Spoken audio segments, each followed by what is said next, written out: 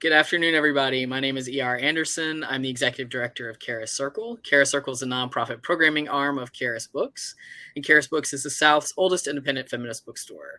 I'm joined today by Donika Kelly and Melissa Febos to celebrate Melissa's new craft book, Body Work: The Radical Power of Personal Narrative.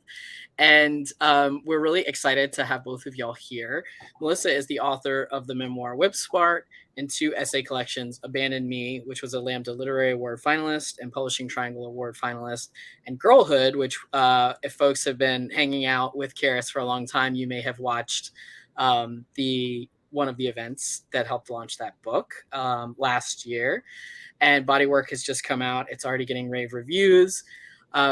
And we're joined by her wife, the poet Donika Kelly, who is the author of two collections, 2016's Bestiary and 2021's The Renunciations. And we had the honor of helping launch The Renunciations as well. So this feels a little bit like Old Home Week, and I am delighted to have you both here. So I want to start off by saying congratulations on the Guggenheim. Thank you. Thank you. Yeah, it's been really exciting. It's been a season. Lots of things to celebrate when the semester ends. Yeah.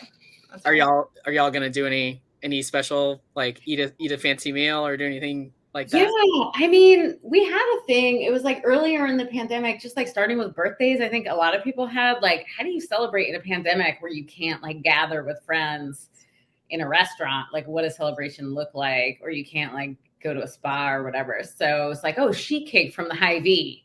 And it's very good. It's high quality sheet cake. But then in 2021, we both had our birthdays and then we both published books and we were like, there can be no more sheet cake in this. I was just like a drive-by piece of sheet cake every time I walked into the kitchen for like months. So we're working on it. And I think we're going to try to go do a little trip. Yeah, we're going to do a little trip. And then we have a number of friends here in Iowa City who have had some really wonderful writing related things happening. So we're going to have a little outdoor gathering with them. So, making a life, figuring it out here in Iowa, trying to figure out how to have a celebratory practice that's also safe. Well, that is part of writing practice, right? It's like, and that is not necessarily the focus of this book, but I do think it is an important part. Is like celebrate your wins, especially because both of you have been working so hard for quite a long time, and the fact that the sort of mainstream establishment is now recognizing both of your work so much, it means a lot. It means a lot to queer writers who are watching your success. Can I just say, like, I don't know, I feel like I've done, and maybe you have too, a lot of like, oh, thank you so much, like, congratulate. But like, there's a part of me that is just like screaming with shock and like freaking out because I don't know, like you, I just grew up thinking of like queer feminist work as like outsider work and just like really like, I mean, it's one thing to sort of want things or dream about things, but just like really no reasonable expectation that like institutions or like literally the state would recognize like super queer feminist work where I'm talking about like masturbating and like whatever. That's always what you lead with. I mean, now that I've done it enough times, it feels like, or porn or any of it, right? Like, it's a big deal. And that's why I don't normally talk about people's awards, but I actually think for a conversation about craft, I do think it matters because I think a lot of folks, especially young folks, maybe don't have that idea that this is exceptional, but I really do think it is, and I'm glad and excited that y'all are among the folks who are making it less exceptional. But it is so well deserved. And since we're sort of talking about our foremothers, this book, when I first read it, the last 2 years, actually, I have kicked off my new year by reading books by you, Melissa. So kicked off 2021 with Girlhood, kicked off 2022 with Bodywork, which is such a nice grounding way to kick off my year. And I really thought so much about, yes, this is a craft book, but it is really a feminist and to a certain extent lesbian feminist in the best, most generative, capacious way, not in the turfy way. Those are not feminists. Those aren't feminists. No, they're sexist. I know. But I just want to be clear with everybody that they know. In the most capacious lesbian feminist ethics way. And it reminded me of when I was coming out, people giving me Adrienne Rich's book on Secrets, Lies, and Silence. And that book was the book that every young, particularly queer and lesbian writer had to have, right? Like you had to read that book so that you knew how to be. And I'm thinking about this book in conversation with that book. And I wonder kind of how you thought about this as an ethical text and where you began. Did you begin thinking about it? A, do you agree with that categorization? But B, did you begin thinking about this work specifically about writing or specifically about being a human? Yeah. I don't know that I actually separate those things in my own life this book really came out of teaching a lot. It came out of practice, but the idea to write it and to write these essays came out of my experience teaching. But teaching comes directly out of writing and being for me. Like those things are absolutely inextricable. And I know that's true for both of us. And it's interesting because like I absolutely was not thinking I'm going to write an ethical text, or like even as I was writing it, like this is an ethical text. But I think I felt driven to write it. Like this is super presumptuous to say, but I imagine that it was a similar impulse in thinking about like the second wave feminist writers and essayists that like deeply informed this work and my own thinking and my own teaching, where they were just like, this is my experience and I'm seeing it everywhere. And like, I'm not sure that everybody knows that we're all having the same experience. So I'm going to write it down so that we can have this like community text that we can refer to and build off of and share in spaces where we can't actually interact with each other, and that was very much the spirit in which I wrote these essays, where I was interacting with individual students and like coming home and having conversations with Donika and with my other writer friends and being like, why is it so hard for people to step into their own stories on the page? Like in active defiance of like what we like to read and what we value and what we find compelling. We're like, oh, it's not worthy. Like it's some of the crudest sexism like and homophobia I've ever seen happen is like the internalized version of it that I see in my classrooms and among like my peers, even when they're like, like apologizing constantly for thinking that anyone else should ever be interested in their story. And I was like, okay, everybody thinks this is like their personal thing. Like their story is like prosaic and self-indulgent, but actually everyone is suffering from it. I had to move through it over the course of like a decade. Did you ever have that with poetry?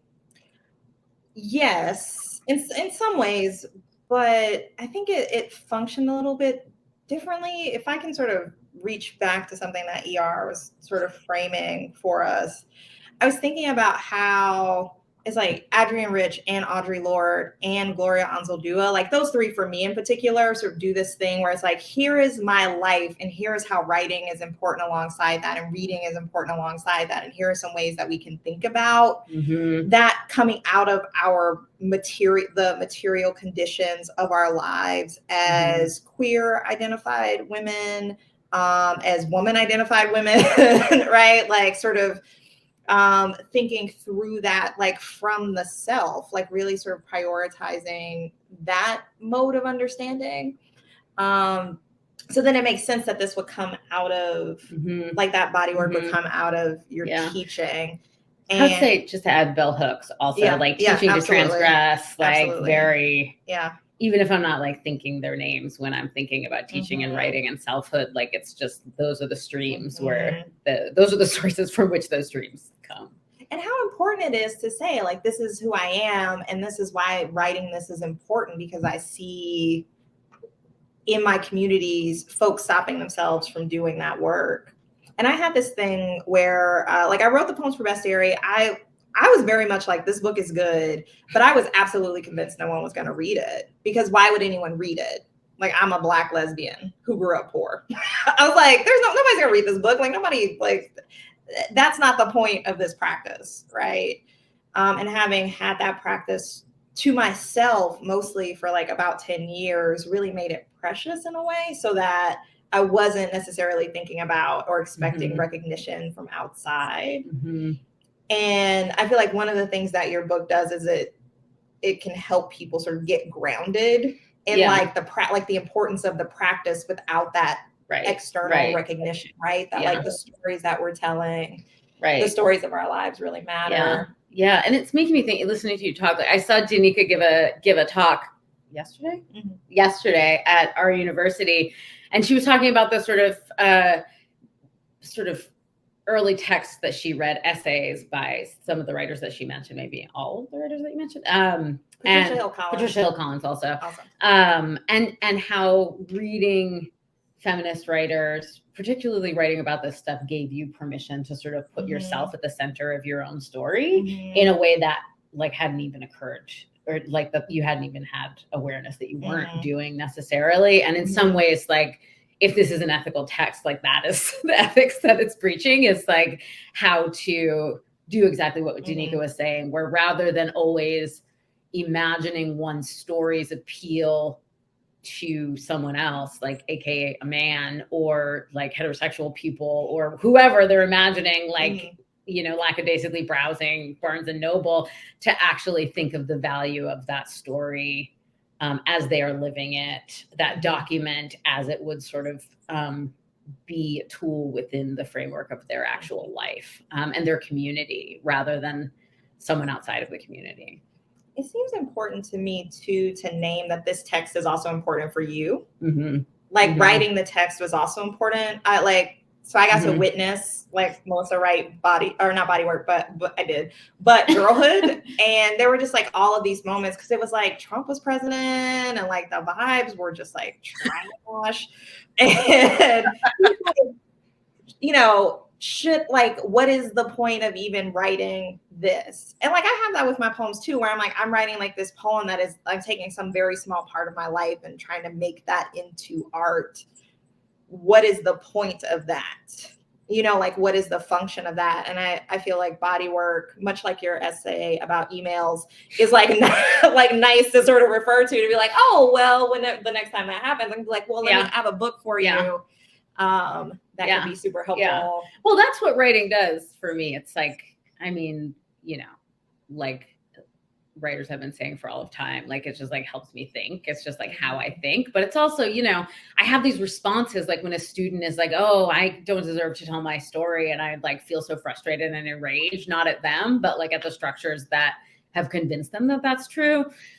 But I don't necessarily think through, there's like a full kind of digestion ideologically, emotionally, spiritually, that writing does for me, that brings my own responses home in a way that can actually lead to changing my behavior and changing those responses. And so like the work I'm actually doing on the page here is trying to change those responses in myself too. Like I'm not writing from a point of being like on the other side of it. I mean, some of it feels a little bit like that, but it's all stuff that I've written through in that way. Yeah.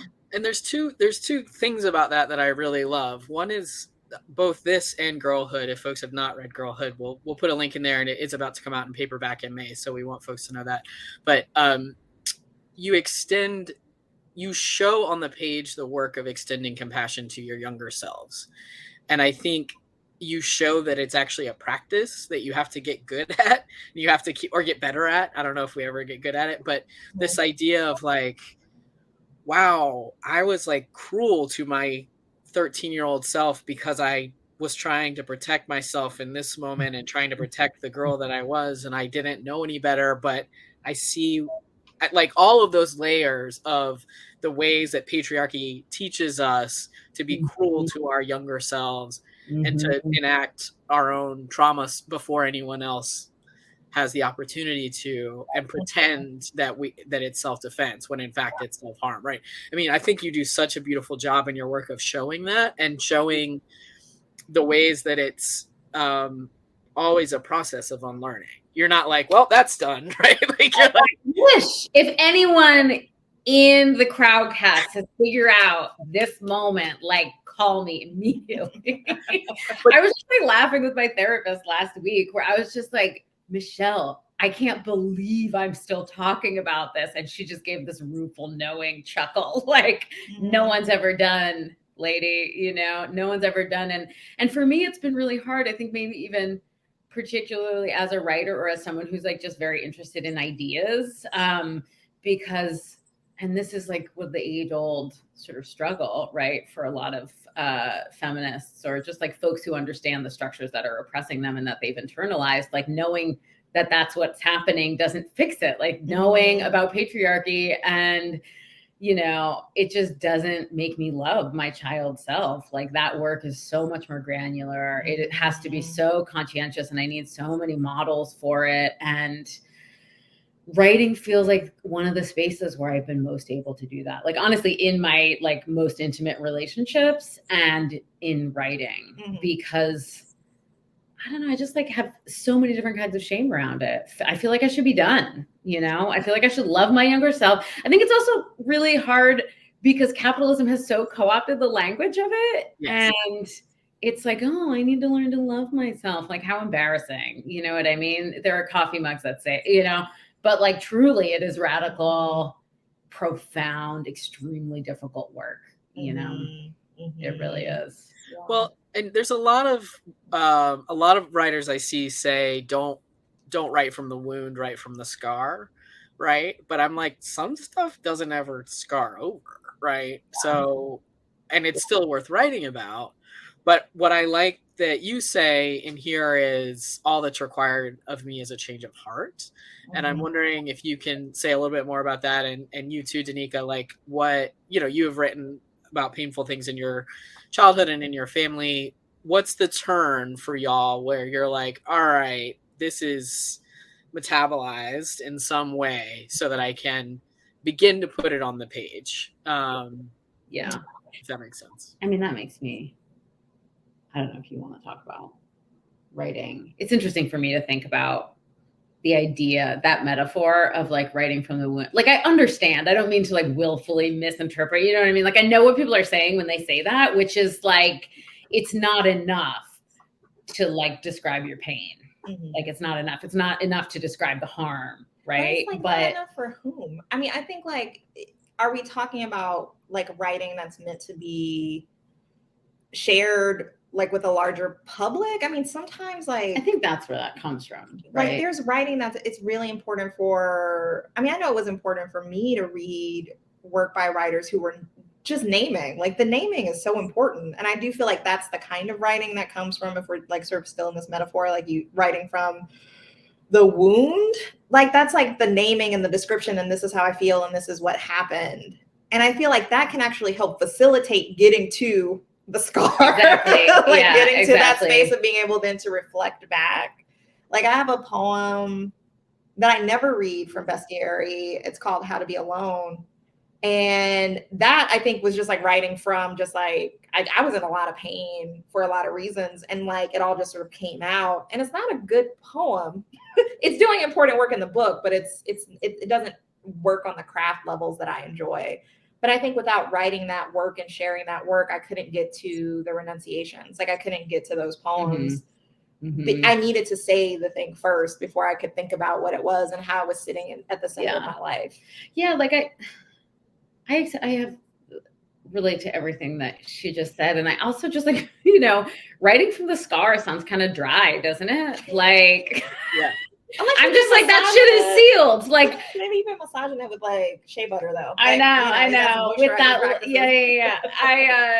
I mean, again, like I get the metaphor. I don't need to dissect the metaphor anymore. But like, but my experience is very much what Donika described, where it's like I can carry a wound for a really long time. It's not like hemorrhaging, you know. It's just like there. It's not resolved. Like I haven't moved to a different stage of holding it or integrating it. And it is very much writing that enables me to do that and makes it possible for even the other forms of healing that can come out of that. Like it's really hard for me to have a conversation about a lot of things before I've written about it. Like I start the conversation by writing first. And then once I've put words to it and it hasn't killed me, then I'm like, okay, maybe I could actually say these words with my mouth, and maybe I could actually do that with another person in the room. Like almost every hard thing I've talked about that has been so recuperative for me has started by me like writing it down and like burning it first or whatever.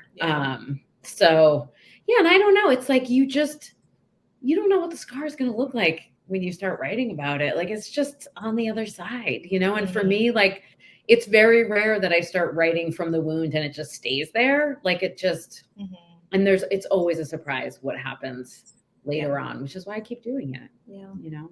Yeah. I think I'll add to like my own process, like therapy, like talk therapy has been really important, because sometimes there are things I can't write because it feels too scary to write them until I say them in the sort of safe space of the conversation with like a therapist. And in that work, I don't know, we were talking about like sort of developing a tenderness and a kind of care towards a younger self. And therapy was the thing that helped me figure out first that was something I needed to do, because I didn't have models in my life that were like, you need to be kind to yourself. Like, oh, wow, okay, let me try to figure that out.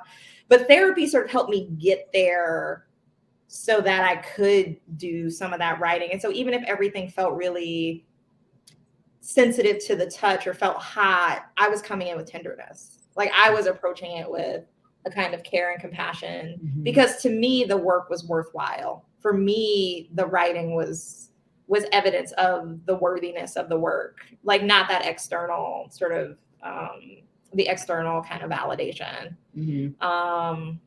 which I think is a part of like that hard work that you talk about, you know? Yeah. Well, and you've also in body work talked about sort of the creative wisdom, almost like this sort of animal brain wisdom of your writer self that is a sort of survivalist in some ways, that like knew before you could admit to yourself that, you know, you needed to leave the relationship that you wrote about and abandon me, for example, or that you needed to make other changes, right? Or even that you were able to be more clear on the page about your ambivalence about some of the things that you wrote about in Whip Smart, for example, right? That your writer self is able to do this thing that even your like most conscious higher mind that you think of as like the thing in control is actually not the thing in control. It's this other thing underneath that actually maybe is wiser, or I don't know if you would use that word, but is getting at something that you're unable to get at. And I found that super interesting, because when I write, I feel like I am channeling something, and then I look up and I'm like, oh shit, I just put that down on the page and that was not a thing I thought was gonna happen, right? And it feels, feels a little creepy sometimes, because you're just like, where did it go? It's really like, I feel like it's telling, and this is one of the things that I kept coming back to when I was writing about body work and in writing about the creative process, that I kept realizing that the mechanisms that I was writing about in terms of like the psyche and art making, there are so many versions of them throughout history, because we've been negotiating these. And like, as you were talking, I was picturing like, this is going to be an obscure reference for, you know, only people our age. But like the little goblins in Labyrinth who are like driving that like giant like goblin machine at the end, or like the Wizard of Oz, or like in the mode of therapy that my mother does, it's called like capital S self, or like the higher self. Like every form of therapy, every like spiritual practice I've ever had anything to do with has this idea of sort of like the higher, holier self that is not subject to the sort of traumatized self, or the little self, or the ego, or however you want to describe it. There's a lot of ways of describing it, a lot of factors that influence it. But the part of us that is like, we can't, the truth is too much. And sometimes it is like, it's really protecting other parts of us, right? But art has been the place where I have felt I can just like clear the space and let those like more frightened, controlling parts of me like step back, and that higher self can come in and do its work. And it is spooky sometimes. It truly is. It's weird to have like dueling consciousnesses. Well, there's something about that sort of externalizing something and then focusing on craft, right? Just being like, oh, I want these sentences to be good. I want the shape. Like for me, I'm like, I want the shape to be interesting. Is this the right shape to hold the content? And so then the controlling parts are occupied with like artifice. Yeah. So they're like, oh, yeah, this isn't the right word. And so then that other self can sort of come in. The Holy Spirit can rise up and say something really scary. It's like, oh, I didn't know that. It's really true. It's like, you're like, oh, here, play with this. Yeah. And I find myself having to describe that all the time, where I'm like, there really is something. Like, I'm not a person who's like, in my daily life, let me confront the scary truth. I'm like, leave me alone, scary truth. How do I make it go? Like, nobody's home. And except someone's home because you wake up and you're like, let me go to the computer. Like something interesting. Something's going on in here. Yeah. It's really like, but even that, you're like, oh, I just want to write, like whatever that is. But you aren't like, oh, I want to confront something new and hard. Yeah. It is like one of the things that I feel like, where I feel like I can let the powers that I don't fully understand just be and like do their thing without trying to control it. And I think it's because exactly what Donika is describing, where the absolute sort of kinds of control and obsession and perfectionism, like there's like so much fun work, fruitful work for it to do. Like I can just let it go to town, those parts of me, on the sentences and the images and the craft of it, so that like the much wiser parts of me can make room for them to come and sort of make things clear that really like often don't have any other doorway to my like more obvious consciousness. So I want to encourage folks who are watching, please feel free to ask questions, put them in the ask a question box, and we will get to them in just a little bit, because I'm sure we got lots of writers in the room and lots of, feminist ethicists who want to ask great questions. I want to talk about Begging Ass songs. So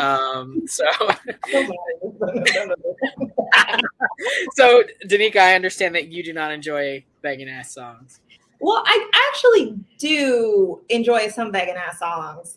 I expanded the definition for my purposes. I think her response when she said that was about a very specific kind of song. And I don't even remember what it was now. I remember what song it was, actually. It was Egyptian song. Oh my God. Where he's like, it's gargling. It's like abject. I don't like an abject begging ass song. I like someone begging from a position of like, I love you, I'm secure in myself, please come home. I like that. Like that I can get behind, but the actual like crawling, clawing, and particularly I think if it's a character, if the singer, if the persona of the song is someone who has like fucked up, like the usher, the usher version. She's like, no, go home. Trash. Legit. I mean, yeah, I'm with you with Usher for sure.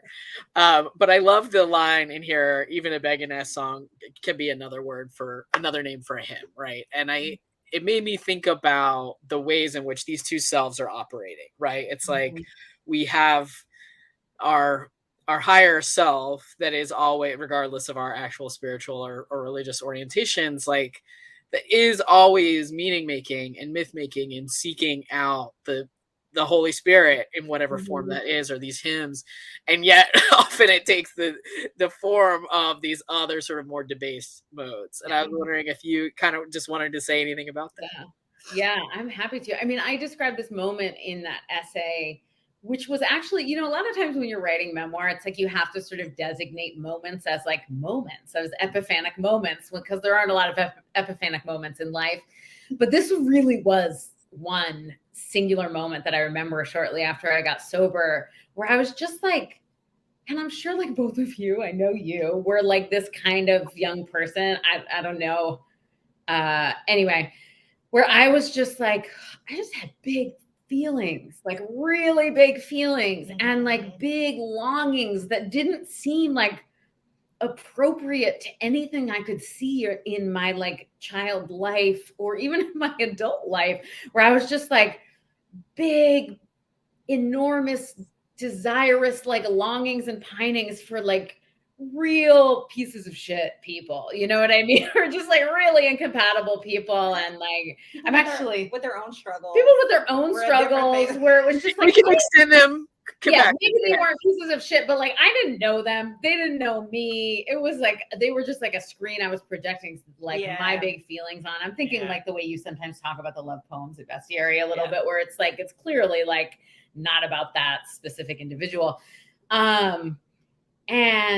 And those songs, like those were always the songs that I loved. I remember just like sitting and crying and rocking, listening to like PJ Harvey's Oh My Lover from that early album, where she's basically just like keening Oh My Lover over and over again. I was like, who the fuck was I thinking about at 14, like weeping? It's ridiculous. But like, I don't know. I have had students who write about understanding those feelings as religious impulses because they had a narrative that fit that they were sort of given when they were young. And that was not one of the narratives that my parents gave me. It was like quite the opposite. Anyway, so all of this to say, like, I really had a moment after I got sober when I was like, smart people were telling me like, you should figure out a power greater than yourself. And I was like, and I was thinking, why am I having these feelings about this person who's like, clearly it's not about them. And I was like, oh, maybe this is like a God thing. And like big G God, little G God, whatever you want to think about it. And like, you know, I think higher self, like art self, like whatever you want to name it. I was like, oh, this is not, I'm just like choosing objects, like in terms, not in terms of like objectifying people, but like just like objects to direct this feeling towards. Maybe it's like something bigger that can be more about practice, right? Can be more of just like us having a spiritual life. And I think writing is the closest thing to like a really regular spiritual practice, aside from my like intermittent meditation practice, you know? So as you were saying that, I was thinking about like the function of the hymn or the prayer is that there's someone on the other side. There's like the assumption and the hope and the faith that there's someone on the other side who's listening, right? So it's like, here is my plea. I'm going to trust that it's not just going into the void. And I think for me, and that essay that you pull from, which is one the Gibbs essay, which Donika shared with me first.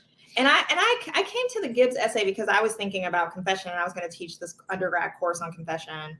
And the thing that I loved about this essay that Melissa also talks about is that it's not just that there's someone on the other side listening, but that the person on the other side, or the figure or the power on the other side of the plea or the confession, is listening with love, that the confession itself or the plea itself actually brings one closer to that higher power, that the love was always there.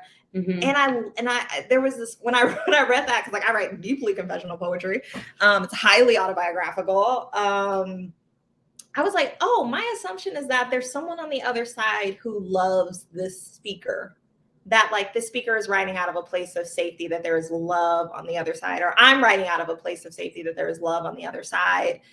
And I don't believe in a higher power, you know, but what I do believe in, I guess, is art and community, that like there will be folks who hear what I'm saying, who read what I've written, and will still love me.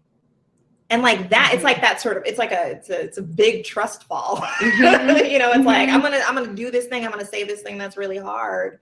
I'm going to talk about this thing that's supposed to be secret, that we're not supposed to air. And I remember I shared the book with my sister, and she said that it was good. And I just like, I was crying. Like I was like, because I was so scared that like, she would be like, no, you can't publish this, or no, this is, you know, and I still would have done it. But there was something about having shared it with her before, which I'm not sure I would have thought to do in the same way if we hadn't talked about, like, I hadn't been listening to you talk about writing about other people for a while. I was like, oh, she's the person who I need to share this with. And it just like, it really changed something in the publication process that wasn't about, again, that wasn't like external. It was just like inside the family. It was really, really meaningful. Yeah.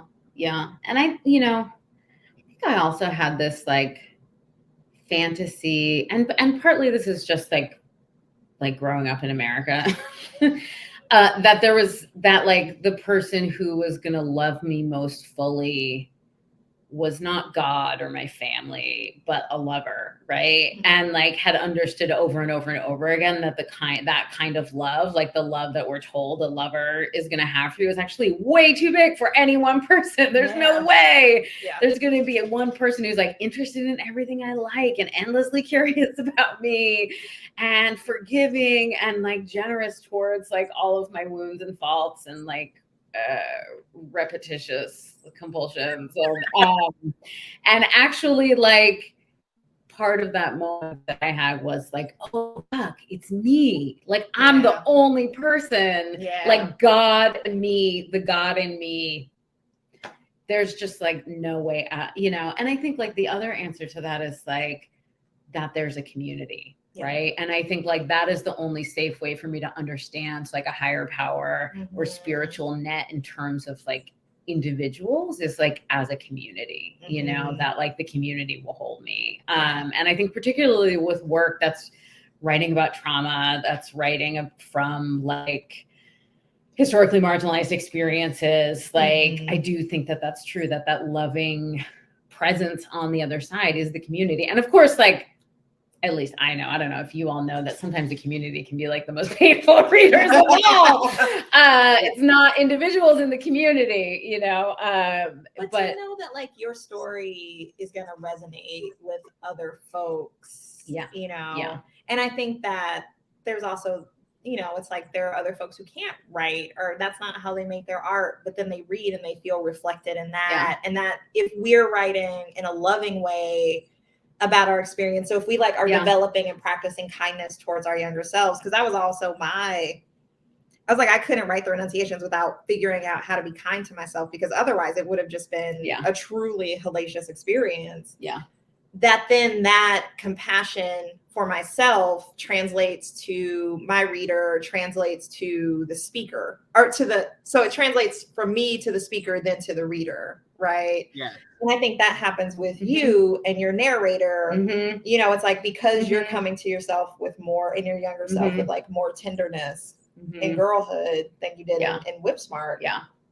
That then people are like, oh yeah, maybe I can like have some compassion for my younger self. So there's a way that work can model. It's interesting. I was just, as you were talking, I was thinking of how like I sometimes say to my students, and I say this when I'm talking mostly about like pacing, where I'm like, you're the God of your story. Like you are the God of this world that you're recreating based on your experience. You can represent things however, and it's not usually the way I mean it, but as you were talking, I was like, oh, right. Like I am sort of like, and are you a vengeful God? I know, like in my work, I'm a loving God, but in my daily life, I'm not. To like that child self or whomever, to my narrator, I can be like, I'm horrible.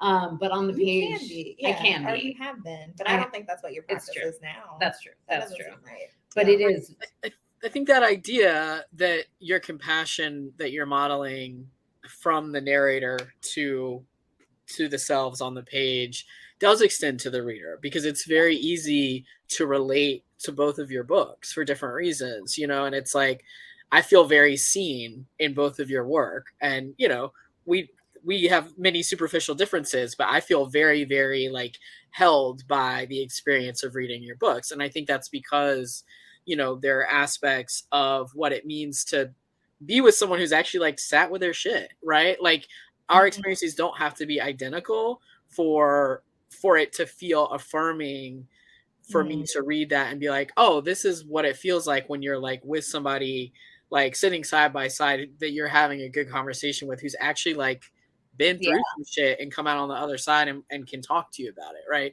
And I think that's what I really admire about both. I have a question for you, ER. Yeah.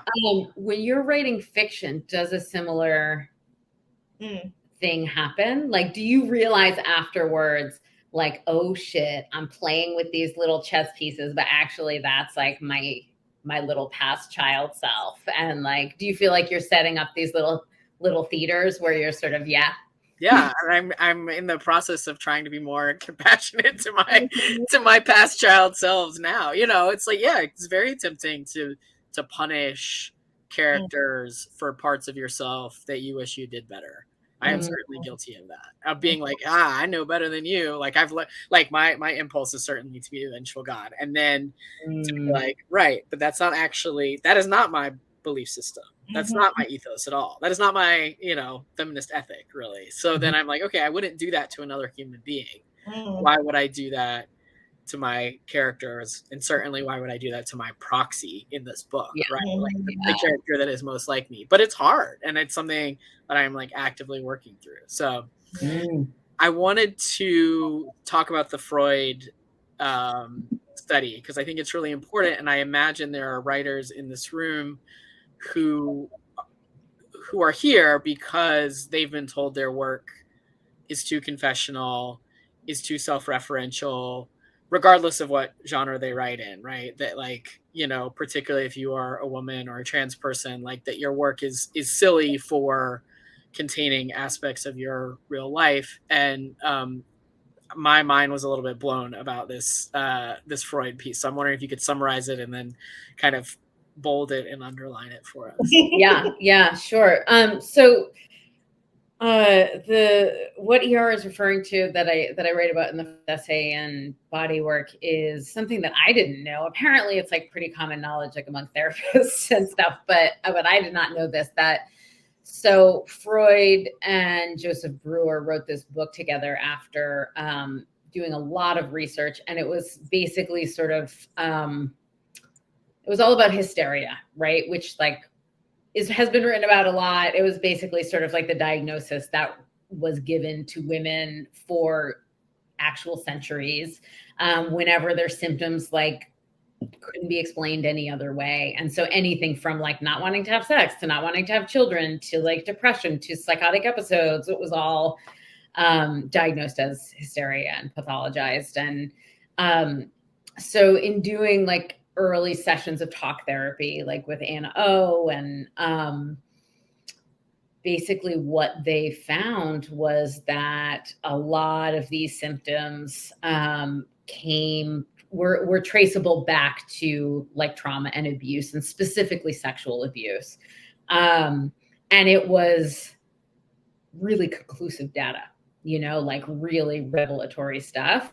And from like the deduction was all of these women, and like most of Freud's patients were upper middle class to upper class white women. And so the the conclusion is that like the upper and middle classes are rife with sexual abuse, with predators. And it's kind of amazing to me that Freud didn't think of this beforehand, but so he published a study and was like, now fet me, and instead like the men of the people who ran society were just like, absolutely not. Like, this is bullshit. We will end your career right now, because to acknowledge its truth would necessitate social change that we are absolutely not interested in even acknowledging the need for, and so Freud was like, oh shit, okay, I take it all back, and said, like, actually published a paper with no research attached to it that was like, actually this was all wrong and my patients all made it up. Like, it was all fantasies. Freud's inner voice, his little inner writer voice, got way out ahead. It's like, whoa, actually, I'm going to take the wheel here. Yeah. It's like it's a protective measure in some ways, right? Like, to maintain power in that space. He was like, oh no, I actually need to silence these women. So then he becomes complicit. But then like the thing that kills me is that he wasn't just like, oh, I take it back and I'll like do research in some other area. He was like, this idea that they all made it up, I will actually build the whole foundation of theories that I will go on to write about for the rest of my career. It was just like, and I'm sure there, I know that there are lots of like eddies of work there that is like really meaningful.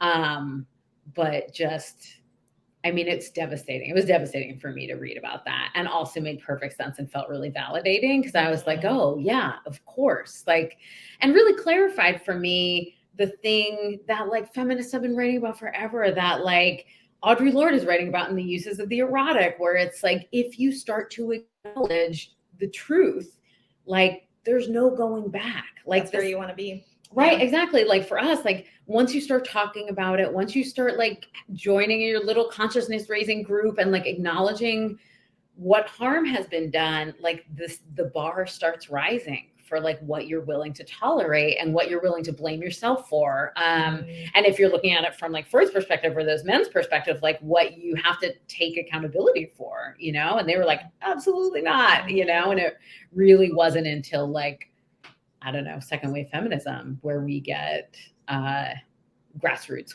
women's organizations and feminist writers being like, all right, let's do it. We're ready to acknowledge this now and to build social structures in response to them, you know? I appreciate the humor that you bring to your 26-year-old self, where you are talking about who was I, a 26-year-old woman, a former junkie and sex worker, to presume that strangers should find my life interesting? I'd already learned that there were few more damning presumptions than that of a young woman thinking her own story might be meaningful. Besides, I was writing a very important novel. No way, I told my professor. I was determined to stick to my more humble presumption that strangers might be interested in a story made up by a 26-year-old former junkie sex worker. And I love, the humor of that. And like, but that's the fucking logical fallacy of so much, right? It's like, well, this is the higher art. We'll just like change the names and play around with it, because to tell the truth, literally on the page is embarrassing, as opposed to like brave or brilliant or any of the other things. And it's like, man, we have just been so gaslit by this bullshit. It's amazing. And it's so, I mean, it really just, there's so many examples of things like this, but it just relies so heavily on just the perpetuation of our internalized bias against it. Because like, if you actually try to explain it to someone or break it down, like as a rhetorical position, it's absurd. It doesn't make any sense at all to be like, well, serious fiction is the only serious kind of literature because we made it up. Because men made it up. Yeah. Right. It's like,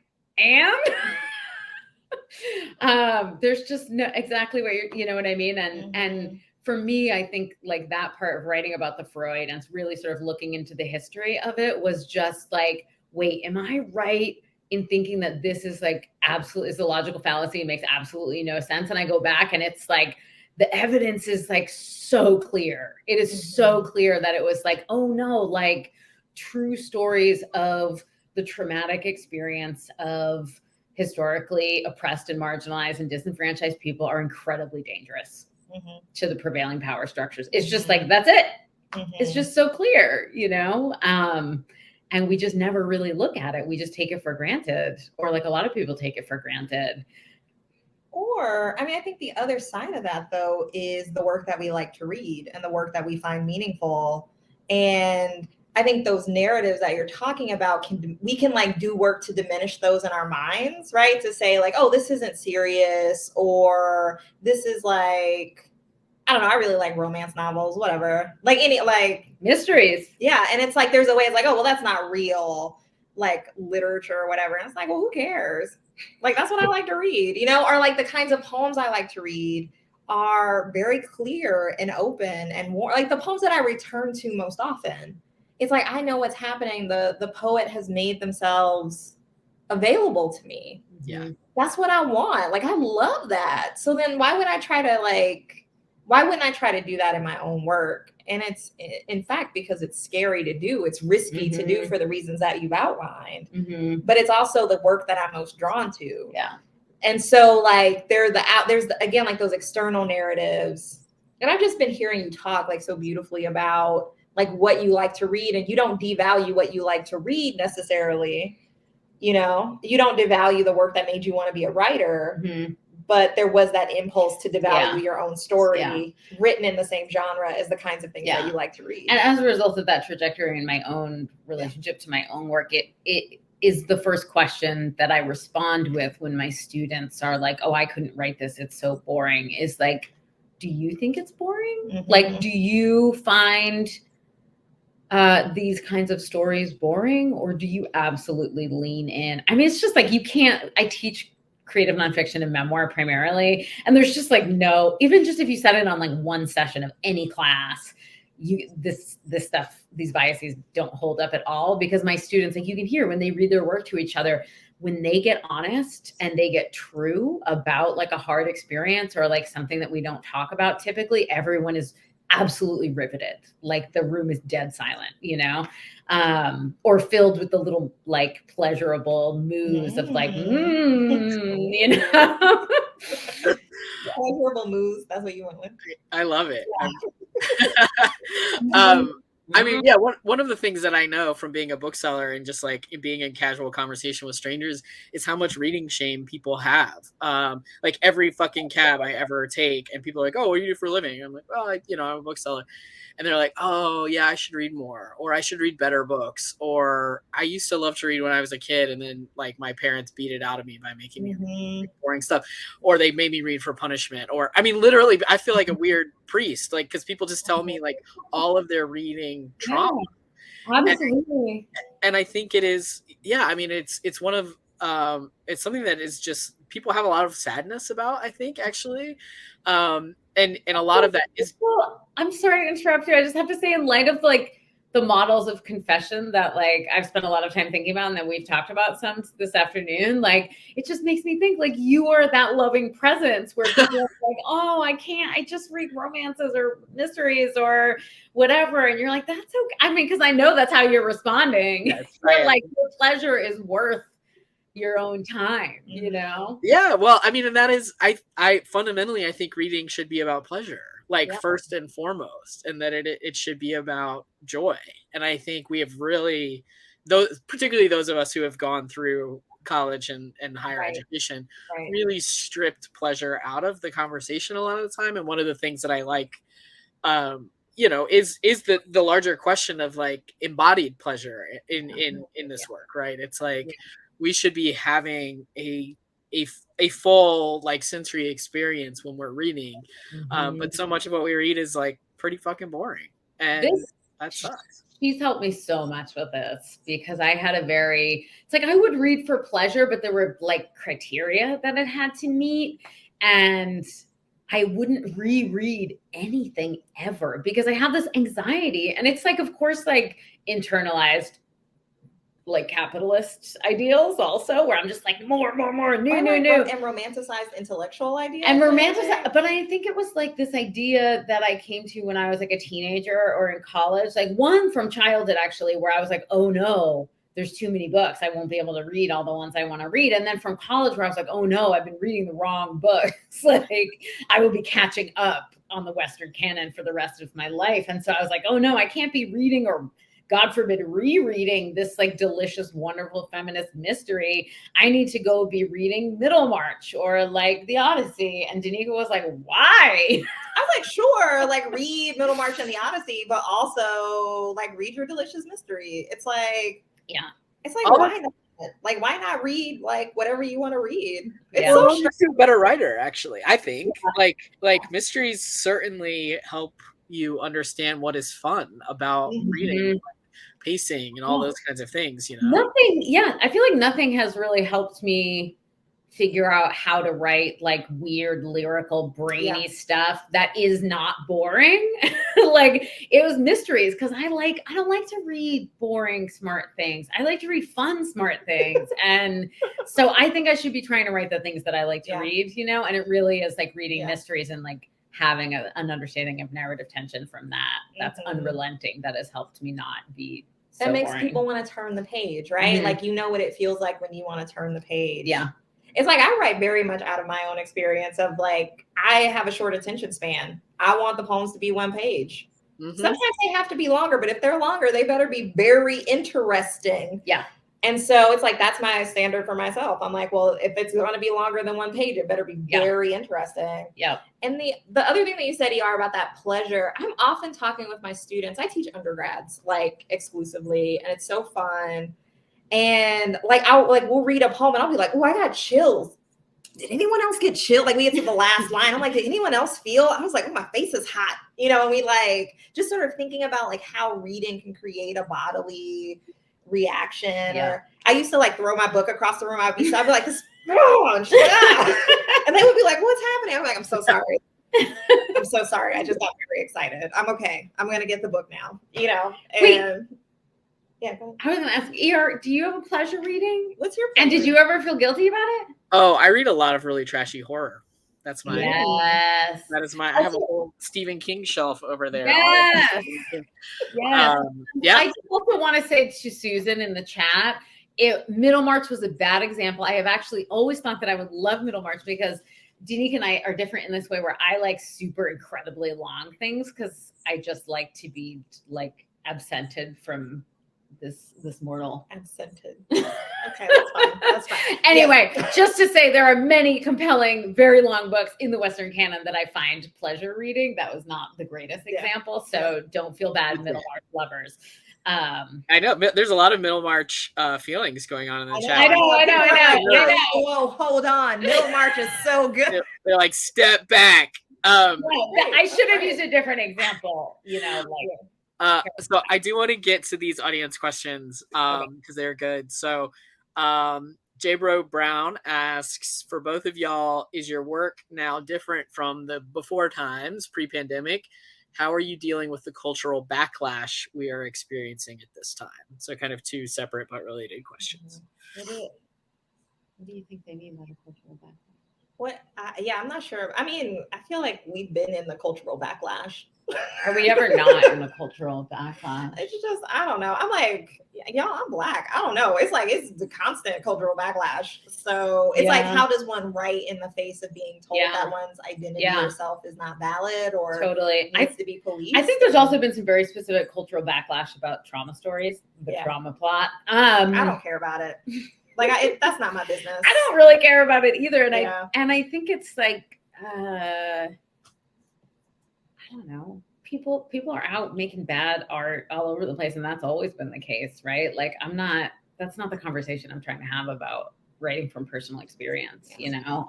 People are not writing long things about like bad experimental fiction, and there's a lot of that.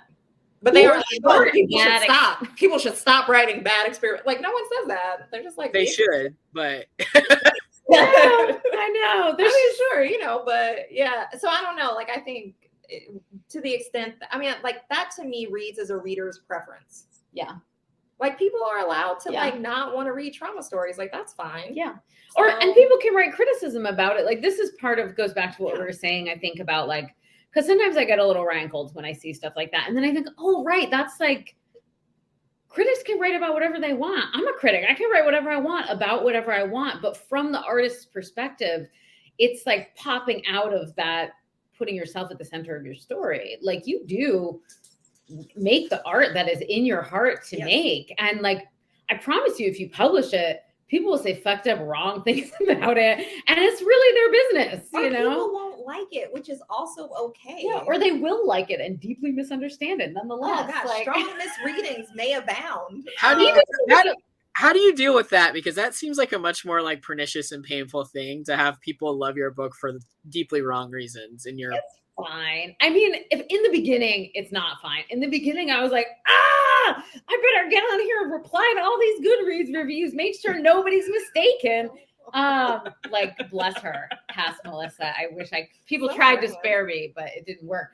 But never again. You know, now it's really like, I've done some really important work with my therapist. I'm just kidding. Our dog his timer of self. He needs attention now. Yeah. Legit. It's just like, that stuff is really none of my business. Yeah. It's just none of my business. Making art is my business. When I'm doing writing criticism, then that's my business, but it's none of their business. The artists,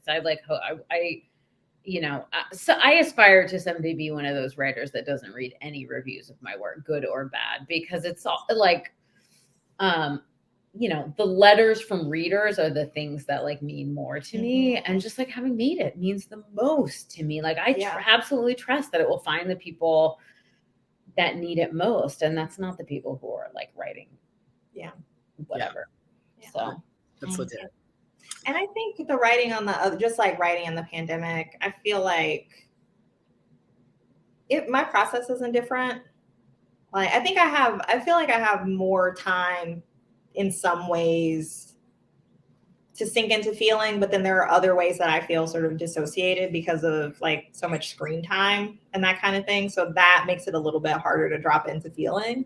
Yeah. So need some little fasts from the screen. Yeah. And it's just like somehow the last 2 years have been like some of the busiest of my life. Mm-hmm. And there just hasn't been. First year of the pandemic, I was writing because it just felt so, I was like, I'm not going to survive this. I was like going through chronic health stuff and new job. And I was like, I just need to write to psychically survive, to spiritually survive. But I don't know. I think I'm like turning the corner towards like a really generative time where I'm going to be ready to start doing work again. So yeah, I'll be able to answer the question better then. Yeah. How has it been for you, ER? Like, what is it like to be like your work as, you know, a holy person of books and reading, and you're online all the time? Do you feel like you've gotten to, are y'all doing any in-person events? We just did our first one in 2.5 years on the 11th. It's hybrid, so it's in person with a component like this. It went really well. Honestly, I've enjoyed this because it's meant that I've been able to do a lot more conversation style things with people around the world that otherwise we would not. Like, people are not really checking for Atlanta in the way that I wish that they would be. So we get to do more stuff. So that's been great. Yeah. And it is the nobody's going to come to my birthday party anxiety that I feel like every event planner feels, which is fundamentally what my job is event planning. Yeah. You don't have online, because if no one comes, it's fine. People will watch it eventually. You don't have to stare at the empty chairs. Right. Because that's horrible. Or the one weirdo who comes to all the events, no matter what they are. Also horrible. The one devotee, the one precious angel. I was just thinking of like at Blue Stockings back in the day. It was like sometimes it would just be like someone at the sticky tables in the back who was like had to pee and felt like they had to sit down for a few minutes, you know? Yeah. I mean, the social stuff is so different, and I have to like recalibrate my brain, because I can talk to like a wall all day. It's fine. But being able to remember kind of how people move in the space and pick up on the cues of like, oh, that person is standing way too close to that author, and it's like my job to help move them back, and like that kind of stuff I didn't really miss, but I'm about to jump back into that. So so we have 2 more questions, and then I will let y'all go let your dog go get some dinner probably. So Martha asks, Melissa, I love that you write in your journal, today I reject the patriarchy's bad ideas. Would you be willing to mention any other things that you write down, like mantras or sayings? That was your suggestion, wasn't it? That was her suggestion, because I was having a moment of frustration about like some body stuff, you know, and just but it's so applicable with so many things. So I feel like when you were writing Girlhood, and there were moments where you were like, is this story worth telling? Whatever. Yeah. And I was like, what do you write in your book? What do you write in your journal? Mm-hmm. You know, just a reminder. It's like, and that's why I'm going to go on a tiny tangent here, which is just like, when I hear people, one of the things that people say who are sort of arguing against the story that they want to tell, which is their own, is they say, oh, it's been done. There's so many stories about X. And I'm like, so? First of all, no, there aren't. There are so many stories about like straight cis white men cheating on their wives. Like, that's what there are so many stories of. Or being dissatisfied at work. Or being dissatisfied, being angry at their boss. At boss. Which is fine. Like, I can enjoy those stories. I'm not saying there shouldn't be more. I'm just saying, like, please, we're not even on a map of like, there are too many of these stories. And nonetheless, like, I also need to be reminded over and over and over again of the simplest shit, the shit I already know. I need to hear it every day. Like, it's okay to reject the patriarchy's bad ideas. Like, you should eat whatever you want. You should wear whatever you want. You should do with your body hair whatever you want. But I just need to be reminded of that literally every day, you know, because like it's still in there. So the other things that I write are prayers, actual prayers.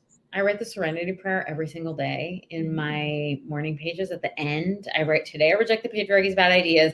I usually write like whatever things I need to be reminded of that day.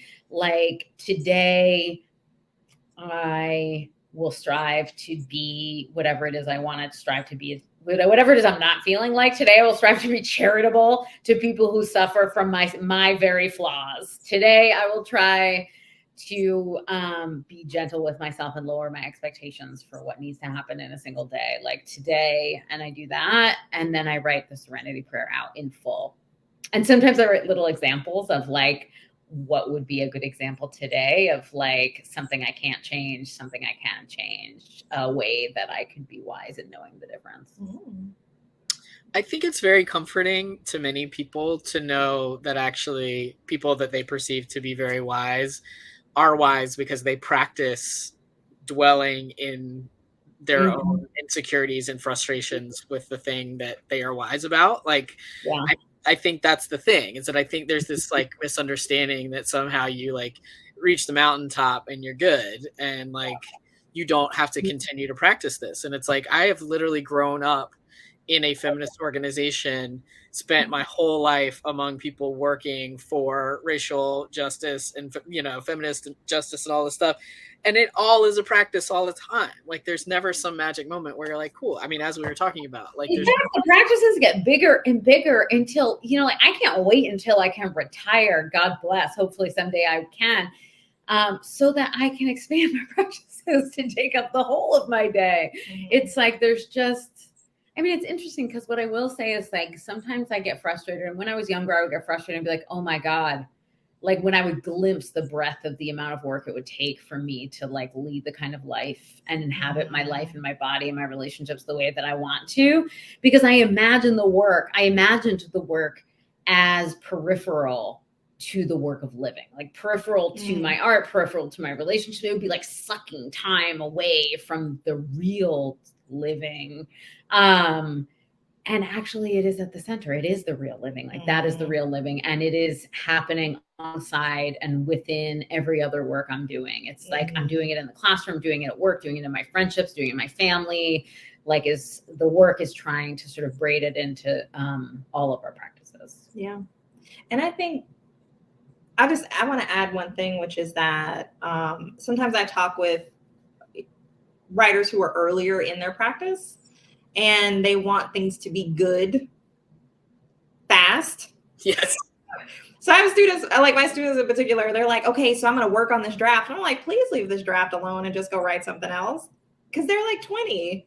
Yeah. I'm like, come look at this in like 5 years. Like, just be making more stuff. Like, figure out what your practice is. Think about what you like, what feels good to do, and move toward that. I don't know that we ever get there. You know, like, I don't know that I've ever had this moment where I was like, this poem is perfect.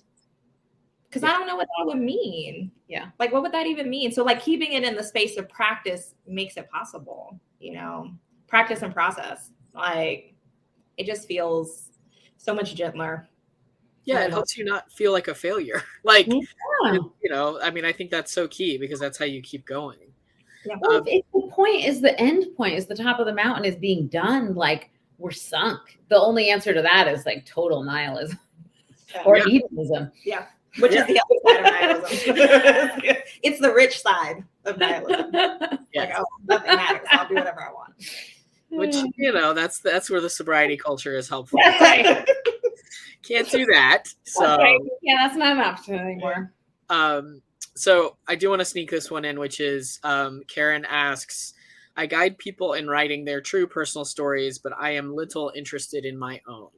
What would you recommend? Where do you start with your own students? I need my own teacher.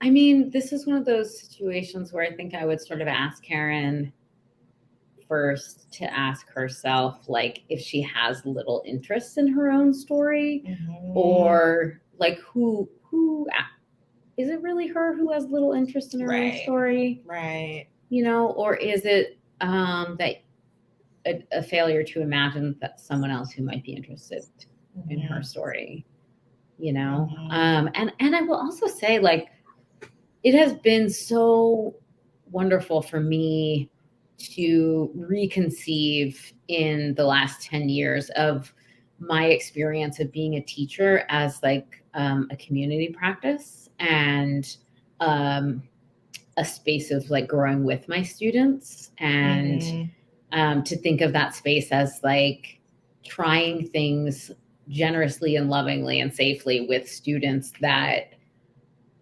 one would like to try with oneself. Like it's sometimes it's easier for me to do a writing exercise with my students than it would be for me to do it alone. Sometimes I ask my students to bring in writing exercises, and when they give us the exercises, I just do them because then I didn't make it up. I'm like, oh, what are we doing today? Okay. Yeah. Yeah. My thought there is one of the practices that has been really generative for me is to ask questions about where stories that I'm holding on to come from. You know, so it's like if I'm trying to think of like a not depressing one, but they're all like pretty sad. But it's like if I don't feel like I am worthy, or if I don't feel like I matter, where is that story coming from? Like, where is like the actual root of that story? And can I like sort of work my way back to that origin and then come back from that and sort of then wind my way back and then see if I still feel the same way. Like, is that story a true story, or is that something that I took in that wasn't in fact mine? Yeah. You know? So sometimes it's whose voice are you hearing it in, because you realize that, oh, this is not even my own voice. This is some relative that is still in my head, you know? Right. Yeah. They do take up shop. They do set up shop. They do. You don't even realize it. Yeah. Yeah. So we have a fun question to close us out, which is, do y'all want to recommend your favorite romance and mystery writers? Ooh, yes. Yes. You go first. So I'm going to say Talia Hibbert, who is a British romance novelist, Black British romance novelist. And she, there's a series that I got into, and it's the Brown Sisters. And I really like, that's fun. Like, the protagonists are like not skinny, not white, not straight sometimes. So it's just like, it feels, and like there are lots of folks who are on the spectrum, which I really appreciate. And they're cheeky. The narration is cheeky. Like, it's like so funny. So that's, I would say that's my favorite. My like sort of classic is like Nora Roberts writing as J.D. Robb, the in-depth series. Like, I just read that all the time. I've been reading that for like 20 years.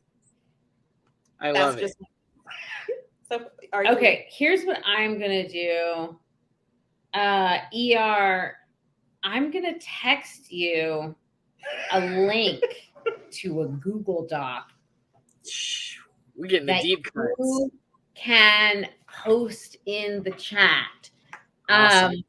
Because I have developed a much more important criteria for mysteries, which is like what actually allows me to really enjoy a mystery. And it, in fact, cannot just be really bad writing about a bunch of straight men. So what's the positive? Okay, yeah. Female detectives, queer characters, not too much murder for me, like one murder that we're trying to untangle the whole time, and good writing, just like beautiful writing, and that has like emotional depth. That's like, it's not character driven. It's still like murder driven, but there's like really good characters, like dimensional characters. And, I get so excited when I find a book that meets this criteria that I've been keeping this Google Doc for a long time. This is such joy for everyone. Thank you. This is super exciting.